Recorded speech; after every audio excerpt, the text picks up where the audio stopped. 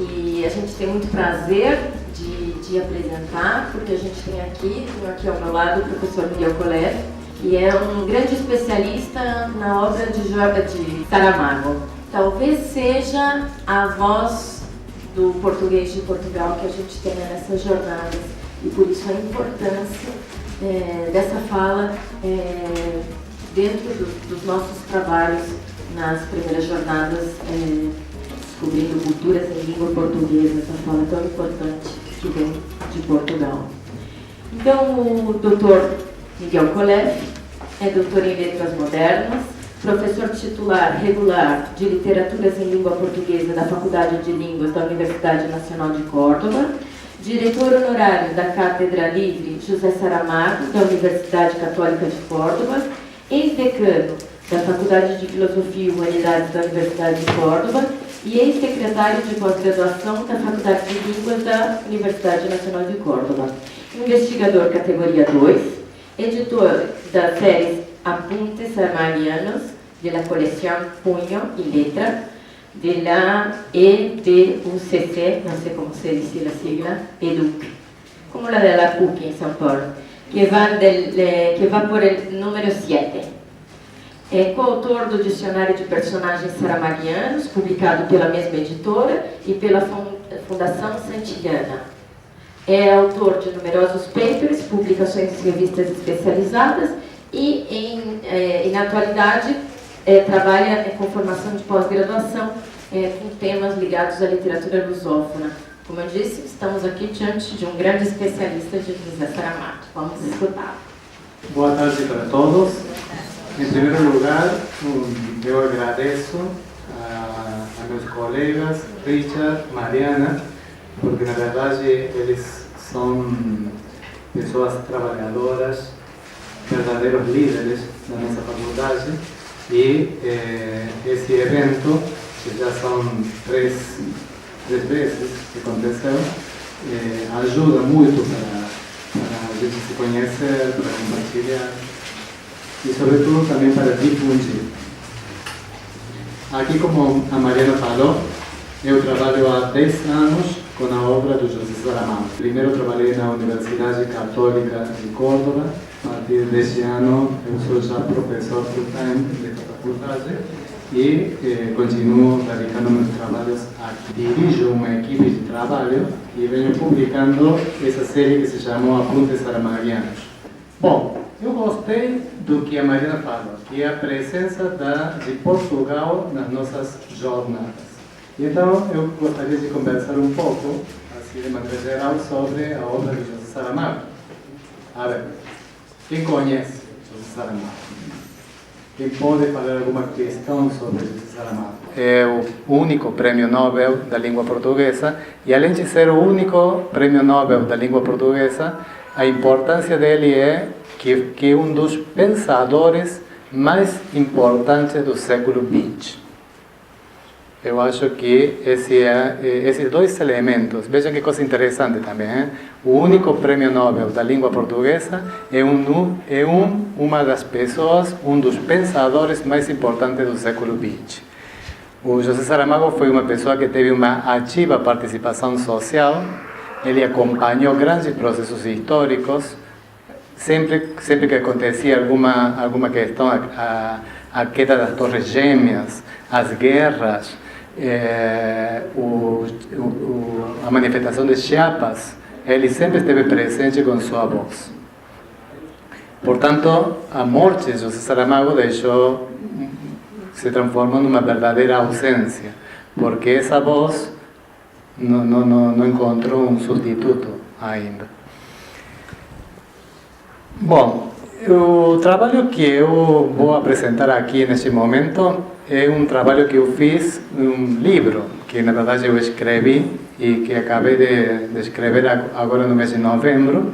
O livro já entrou na editora e se trata de uma análise do texto A Caverna. A Caverna é um texto, um romance de José Saramago escrito no ano 2000.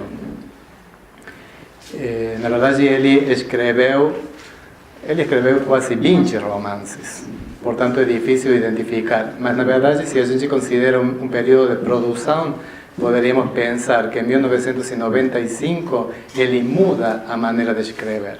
Antes de 1995, era um escritor que trabalhava sobre temas ibéricos ou temas lusófonos, principalmente a história de Portugal.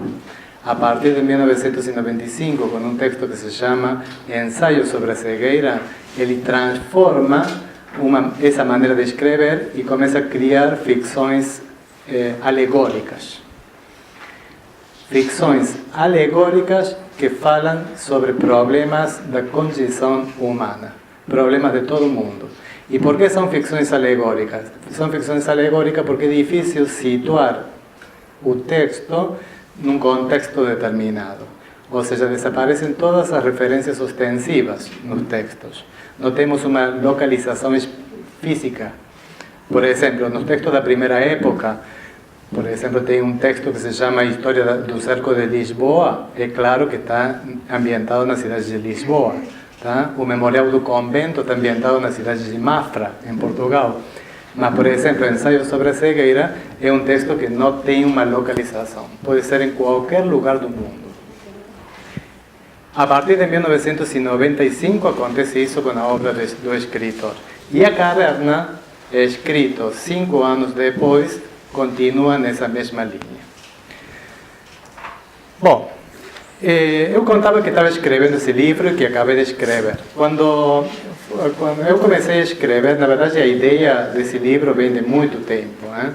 Mas eu quando comecei a escrever no mês de janeiro, comecei com todo o trabalho de fichamento, de vinculação teórica, e aí eu esbarrei com um autor que é o Walter Benjamin, um pensador judeu alemão, e todo o texto do meu livro, toda a arquitetura teórica do livro nessa produção do Walter Benjamin. Portanto, então, poderíamos pensar assim: o texto se refere a um autor, que é José Saramago, um texto que é A Caverna, e o marco teórico estaria constituído pela teoria de Walter Benjamin. Não tem um único livro de Walter Benjamin. Walter Benjamin é um pensador prolífico. Tá? Então eu fiz uma revisada de toda a sua produção teórica e eu tentei como dialogar. Aqui eu coloquei assim, vou ler um texto do próprio livro. La cita obligada de Walter Benjamin nace de la misma implosión teórica propiciada por el texto de Saramago. Es muy difícil indicar en qué momento el filósofo y el narrador se dieron la mano durante mis lecturas, pero me queda claro que a partir de ese momento no pudieron elidirse el uno del otro. Una cita del premio Nobel me invitaba a profundizar un texto de Benjamin en ocasiones. En otras, el proceso era al revés. La potente escritura del berlinés me llevaba directamente a un capítulo concreto del lusitano, en una conjunción de impresiones dialécticas. Probablemente esto explique que en esta constelación, creada en torno a 2 autores y 2 obras, el andamiaje conceptual se haya cifrado y los motivos de profundización se hayan adosado sólidamente. El libro es sobre un alfarero, no me lembro agora o... Cipriano Albor. Que como é um artífice, um trabalhador manual, um artesão, e ele é, por essa globalização, pela globalização do cultural, ele perde seu trabalho, ele vendia seus bonecos a um centro comercial e surge as figuras de plástico que são mais econômicas. Então ele perde seu trabalho e faz toda uma alegoria, porque nesse centro comercial havia nos fundos sobre a terra uma caverna. E depois, já muito mais, não me lembro, porque foi quantos anos? Como 5 ou 6 anos que li o livro. Bom, mas tem alguma outra pessoa que... Eu sou uma aluna muito velha. Después vamos a ir comentando algún más pasajes, más principalmente para poder entender claramente la idea del texto, es preciso tener una idea mínima sobre o evangelio. No leo. Bom. Então vamos depois ir entrando a medida que trabalhamos aqui o texto. Vou começar a leitura. La caverna de José Saramago, un cuento de hadas dialéctico. Na verdade, quando foi publicado o texto, eu trouxe aqui o original, tinha outro título. Se chamava Neoliberalismo e Literatura. E depois aparecia esse conceito, a caverna de José Saramago, un cuento de hadas dialéctico. Cuando José Saramago publicó su novela La Caverna en el año 2000, la sociedad latinoamericana estaba castigada por gobiernos neoliberales que crearon nuevas franjas de pobres. En la Argentina veníamos del menemismo, que nos había transformado en personajes de un cuento de hadas, sin hadas, claro. La convertibilidad, la pizza con champán y el discurso que nos había asegurado pertenecer al primer mundo permitía a un sector social asalariado formar parte del sueño colectivo que prometía el fácil acceso a los electrodomésticos, la posibilidad de concretar viajes exóticos y adquirir, en la medida de lo posible y con algunos ahorros previos, inmuebles hoy casi inaccesibles. Mientras tanto, otro sector social se tornaba cada vez más grande, radicalizando la diferencia de poder adquisitivo. En tanto los jóvenes, sin experiencia y dotados de la única cualidad que les proporcionaban los 20 años, accedían a puestos dirigenciales, la zona social, constituida por mayores de 45 años, veía desplomadas sus posibilidades de promoción, de logros e incluso de trabajo si las empresas, movidas por el mismo sistema, se declaraban en quiebra por falta de mercado. Acabados los horribles años 90, el público argentino podía encontrar en las páginas de la última novela de Saramago una respuesta, si no grata, al menos concienzuda sobre lo que nos estaba pasando. Hoy, 12 años después, el pueblo europeo tiene la misma posibilidad de revisar su presente con el prisma de la ficción del desaparecido escritor portugués. Y tal vez más que nosotros, porque sin saberlo, o tal vez por saberlo tanto, la historia referida se ambienta en esos parajes. No caben dudas de que la novela se inspiraba en el mito platónico de la caverna. Sin embargo, no alude a ella en forma puramente alegórica, sino que la pone en evidencia de la manera más material posible, acercándose a sus ruinas. El presupuesto ficcional del autor lusitano es que la caverna de Platón realmente existió, y sus ruinas fueron halladas durante la excavación realizada en el piso 05 destinado a los almacenes frigoríficos de un impetuoso centro comercial, edificado en una ciudad desconocida que no puede ser otra que Atenas o alguna que la borde en ese mismo país que hoy concentra la atención mundial, Grecia. Podría señalarse en defensa del narrador que no hay ningún dato específico que identifique ese territorio con una referencia concreta. Sin embargo, de haber existido lo que se cuenta en el mito de la caverna, ¿dónde podría desarrollarse sino en aquel país cuna de la sociedad occidental? Aún corroborando el dato, la trama sigue llamando la atención. Un centro comercial construido alrededor de una ciudad que crece de manera rotunda cada año está a punto de absorber la aldea donde vive la familia Algor, que pertenece a un linaje de alfareros dedicado a cocer el barro y producir loza. Cipriano, el pater familias, es abastecedor de productos de primera mano a ese emprendimiento comercial y cuando se inicia la novela pierde el trabajo porque las ventas han bajado y el barro está siendo desplazado por objetos de plástico que lo sustituyen imitándolo a la perfección.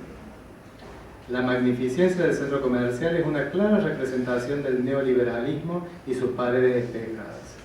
La trayectoria de la novela cuenta cómo se compra mano de obra barata disponible al tiempo que se desdeña la experiencia y la producción, poniéndola al servicio del consumo de necesidades cada vez más superfluas. Lo realmente paradójico de la historia es que ese centro comercial está edificado sobre ruinas que permanecen intactas, protegidas por una caverna. Y dentro de ella se reproduce en otro orden, claro, lo que sucede más arriba, Personas atadas de pies y manos concentran su atención en una pantalla y ven sombras que circulan detrás de ellas creyendo que están delante. Oyen voces y piensan que provienen de las imágenes que ven proyectadas. Seducidos por el mundo de las apariencias, no tienen ni tiempo ni ganas de preguntarse por la realidad en la que viven. Este episodio, extraído de la historia, puede interpretarse de dos maneras, aunque dialécticas y concomitantes. En un caso, admitiendo que la civilización occidental se ha construido sobre los escombros de la vieja república griega. En ese contexto, la representación gráfica de la caverna platónica es solo una metonimia de aquella monumentalidad, pero puede leerse también, y mi lectura va en esta dirección, como esa novedad que es el eterno retorno de lo mismo del que hablaba Walter Benjamin. En este sentido, estableciendo una correspondencia entre el arriba y el abajo, que es cifra de un origen, junto con la caverna platónica y la disputa acerca del saber y de la apariencia que sustituye la realidad, se avisora también lo que será la sociedad capitalista en el avanzado siglo XXI en el que hoy vivimos. Esta constatación corrobora la ya conocida tesis del pensador judeo-alemán citado más arriba: no hay documento de cultura que no sea documento de barbarie. Bom, vamos a hacer algunas intervenções. Esta idea de hacer intervenções sobre los textos eu tomei de un crítico argentino que na verdade mora no Brasil, que é Raúl Antelo. Raúl Antelo fala sempre de que temos que espairecer o texto, arejar. Ou seja, como que a nossa teoria crítica não é só a apresentação de linhas teóricas sólidas, mas que essas linhas teóricas sólidas devem ser acompanhadas de entradas, diferentes entradas. A primeira questão que aparece aí é a ideia de um conto de hadas dialéctico. Agora, se vocês percebem a estrutura do texto, a ideia do conto de fadas tem um matiz irônico. Ou seja, eu não estou contando uma história em que na verdade aparecem fadas. Eu digo que é um conto de fadas sem fadas. E essa ideia de sem fadas incorpora esta ideia da ironia, que é uma ironia que permeia o texto saramaguiano. A expressão ferim eu peguei do Walter Benjamin. Ele quando começou a trabalhar em sua grande obra, uma obra que deixou incompleta, que foi depois editada como Livro das Passagens, ele se concentra no estudo das passagens parisinas. E ele, a primeira vez, porque depois ele abandonou esse primeiro projeto, mas quando começou a pensar essa ideia, ele usou o conceito de ferim, e com algumas características parecidas. Ou seja, como para mostrar essa ideia de um espaço que chama atenção. Uma estrutura de cristal que consegue como atrapar a atenção dos passeantes. Seduzir, provocar. E um pouco é a característica que a gente reconhece na figura do centro comercial, que aparece na caverna de José Saramago. Ou seja, vocês imaginem esta situação. Tem uma aldeia, que pode ser uma vila, de um povo, tá? Um pueblito, como dizemos aqui em Córdoba, de uma cidade de poucos habitantes, e que aparece um centro comercial, que seria como se fosse um shopping, mas que cada vez cresce mais. Cada vez cresce mais, engolindo ruas, quarteirões, tá? Até inclusive ameaçar a existência das próprias casas que estão aí edificadas por perto. Essa é a característica do centro comercial. Ou seja, num contexto de uma aldeia, se edifica uma monumentalidade. E ameaça com fazer desaparecer as casas dos habitantes dessa aldeia. Por outro lado, essas pessoas que moram na aldeia conseguem trabalho aí nesse shopping. E, portanto, se dá aí toda uma situação de dependência. Depois, eu marquei um aspecto que depois fiz desaparecer do livro, que é a referência para o menemismo. Eu fiz desaparecer do livro porque o livro ficaria muito datado. E, na verdade, eu achei que o pensamento de José Saramago dava para poder interpretar diferentes situações de diferentes momentos históricos, e inclusive diferentes contextos sociais. Mas para mim foi importantíssimo identificar a figura do menemismo, porque foi uma década em que eu vivi com muita crítica. Ou seja, toda uma perspectiva em que me ajudou a interpretar o texto. Eu me lembro claramente do momento que eu li por primeira vez o livro, foi no ano 2000, e a gente acabava, pensemos que na Argentina, no ano 2001, se produz a grande crise, tá? Que marca, digamos, o desaparecimento do neoliberalismo que estava, digamos, aí que tomou as rédeas do poder. Esse seria um dos elementos que aparece aí no primeiro parágrafo. Quando acaba esse primeiro parágrafo, vocês veem que aí menciona essa oposição entre jovens e a oposição entre adultos. Aquela pessoa que viveu durante o menemismo pode me interpretar claramente o que estou falando. Porque foi uma situação em que a gente via como as pessoas de mais de 45 anos estavam perdendo todas as possibilidades de trabalho. E que todas as pessoas que tinham 20 anos começavam a conseguir, e não só conseguiam trabalho, mas conseguiam grandes postos, grandes cargos. Eu tinha 25 anos quando começou a década de 90. Essa oposição entre adultos e jovens aparece também no contexto de José Saramago, porque na caverna, ao lado do centro comercial, e o verdadeiro protagonista dessa história é essa família de oleiros. Uma família de oleiros que está formada por Cipriano Algor, sua filha Marta Algor e seu genro Marçal Gacho. Esse pequeno grupo familiar é o grupo em que se concentra toda essa atenção da novela, do romance. E vejam que coisa interessante, porque o Cipriano Algor, o sogro e o genro Marçal representam as figuras, ou seja, essa diferença de idade que marca a experiência por um lado e a falta de experiência por outro lado. Tá? O Cipriano está perdendo o trabalho e o Marçal tem possibilidades de promoção, porque Marçal trabalha como guarda no centro comercial e agora está conseguindo entrar como guarda residente, ou seja, vai passar a ser uma figura importante aí no centro comercial. Em todo momento, essa estrutura dialógica que se cria aí no texto entre o Cipriano e o Marçal tem muito a ver com as características do mito da caverna. Porque o mito da caverna é um diálogo que se tece entre um mestre e um discípulo, Sócrates e Glauco. Ou seja, José Saramago pega essa estrutura que aparece aí como formato e constrói esse texto em que, na verdade, o que a gente vai perceber como leitor é que Marçal vai acabar adquirindo experiência. Ou seja, aquela pessoa que começa sem experiência e que começa sendo um aprendiz, quando acaba o texto, acaba experimentado. Ou seja, essa seria um pouco a característica, a progressão que daria o texto. Do segundo parágrafo não vou marcar nada, mas do terceiro parágrafo eu gostaria sim incorporar, aí eu menciono por primeira vez o mito da caverna. Todo mundo sabe o que é o mito da caverna ou não sabe? Eu acho que todo mundo sabe, mas não sei se todo mundo sabe, não?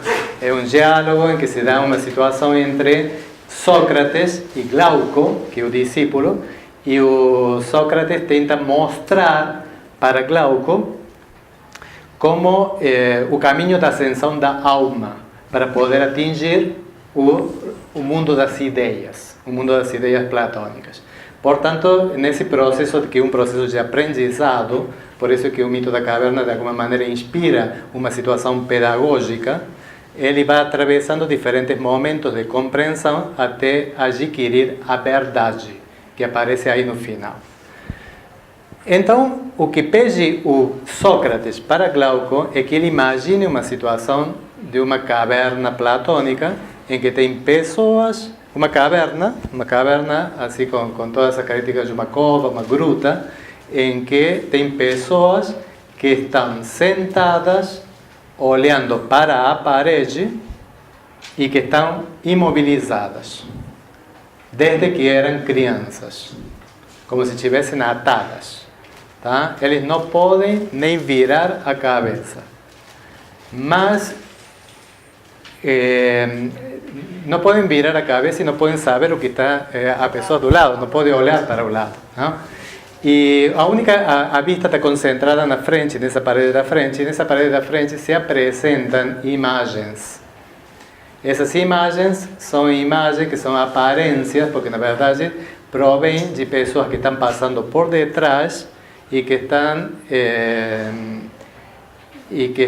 entre essas pessoas que estão atadas aí e uma fogueira. Então a fogueira, a luz dessa fogueira permite projetar essas imagens e essas imagens se projetam aí, digamos, na frente. Então as pessoas olham para frente e estão pensando que essas pessoas são, na verdade, isso que estão vendo aí na frente são, na verdade, a realidade. Como eles estão desde que eram crianças nessa situação, eles não podem imaginar que possa ser de outra maneira.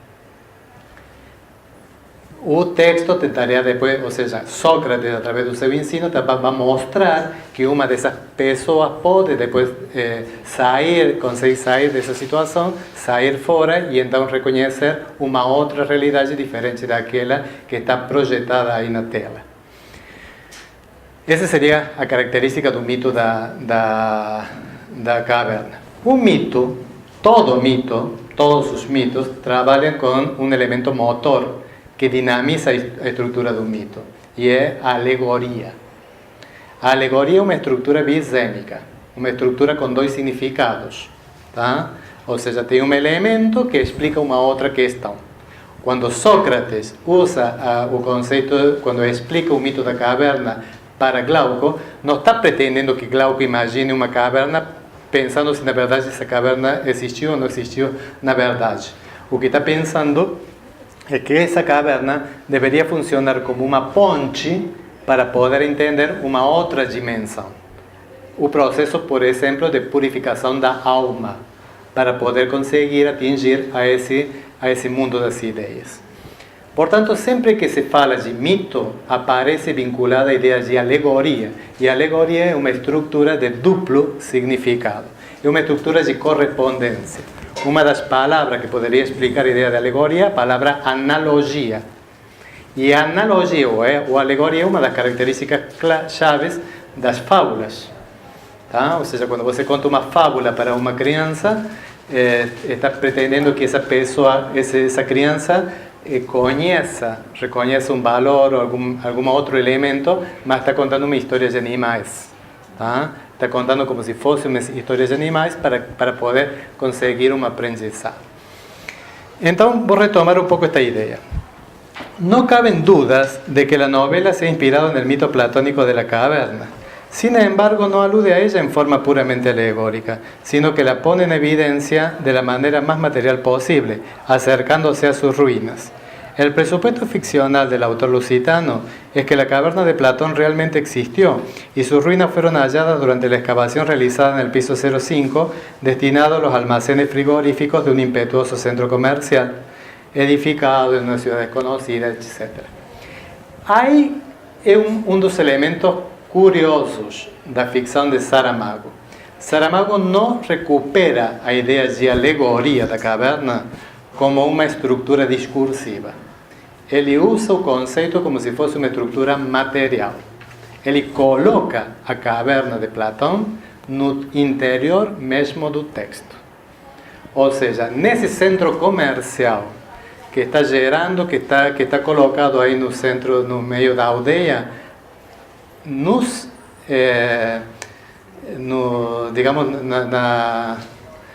nas profundezas desse centro comercial está localizada a caverna platônica. E estão fazendo escavações para poder ampliar, porque o centro cresce para cima, cresce para baixo, cresce para todos os lados, todos os dias. E então estão tentando como ampliar essa superfície e, portanto, estão fazendo escavações interiores. E nessas escavações esbarram com a caverna platônica. E essa é uma característica importante, porque como que Saramago ele não usa a alegoria como se fosse uma questão discursiva, mas uma questão material. E esse é um elemento importante, porque na verdade o Saramago era um escritor materialista. E a melhor maneira de demonstrar esse materialismo era construir cenas materiais. Eu chamo isso no meu trabalho como, eu digo que Saramago era um fisionomista do concreto, ou seja, do elemento concreto. Ou seja, para ele não era um pensador idealista, ele não podia pensar ou imaginar questões ideais. Ele tinha que pensar de maneira concreta. E as próprias personagens que aparecem, o caso do oleiro, por exemplo, é uma pessoa que trabalha com as mãos. Então ele necessita experimentar essa situação com as próprias mãos. Vamos parar aqui um minuto dessa reflexão, porque eu gostaria que aqui tem uma colega que vai fazer a leitura desse parágrafo no momento em que Cipriano Algor entra na caverna platônica. Tá? Ou seja, porque todo o que continua da reflexão surge a partir desse momento. Não tinha mais nada a fazer aí. Cipriano Algor tinha compreendido. Ou seja, esse é o momento da revelação, em que Cipriano Algor, depois de reconhecer todas as características da caverna, sabe que na verdade está dentro da caverna platônica e toca com as próprias mãos os rostos dessas pessoas, desses prisioneiros. Quando ele explica, quando página mais adiante, ele explica, já quando volta para a superfície, ele encontra a própria filha, e a filha pergunta para eles: quem são essas pessoas? E ele responde: essas pessoas somos nós. Essa é a característica do mito da caverna. Mas aqui é interessante marcar vários aspectos. Falamos de uma questão de uma alegoria material, não uma alegoria discursiva, ou seja, tem uma situação concreta que aparece, ele esbarra com o próprio corpo, ele toca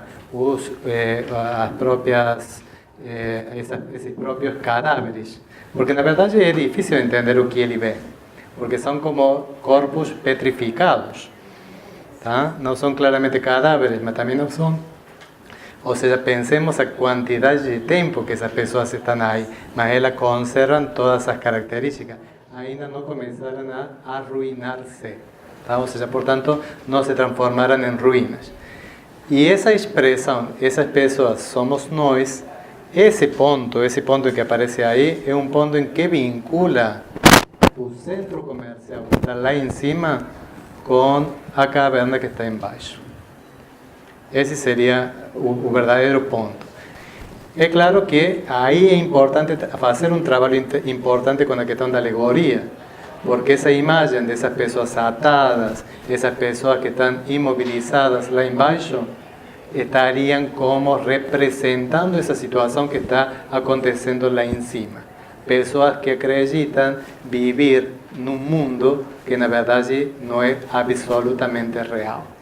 Esse mundo das aparências, o mundo da luz, o mundo dos elementos exteriores que aparecem, tá? As mercadorias que substituem os verdadeiros elementos da realidade.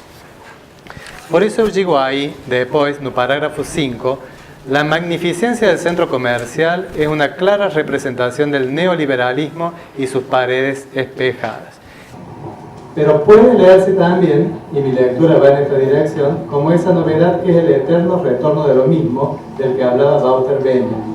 En este sentido, estableciendo una correspondencia entre el arriba y el abajo que es cifra de un origen, junto con la caverna platónica y la disputa acerca del saber y de la apariencia que sustituye la realidad, se avisora también lo que será la sociedad capitalista en el avanzado siglo XXI en el que hoy vivimos.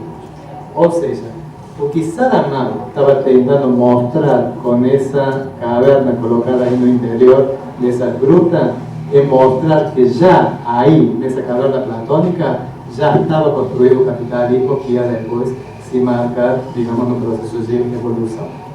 O sea, por eso es que yo cuando fecho esa reflexión, digo, tomo esa citación de Walter Benjamin sobre que no tem documentos de cultura que no seja documento de barbarie. Porque na verdade, tudo isso que a gente, quando a gente estuda o mito da caverna, sempre tem uma inspiração especial, como que se fosse um mito de redenção. E o que Saramago faz é mostrar o avesso desse mito de redenção. E mostrar que aí no próprio mito, também, de alguma maneira, se está construindo essa outra estrutura perversa que constituirá o capitalismo avançado dos séculos.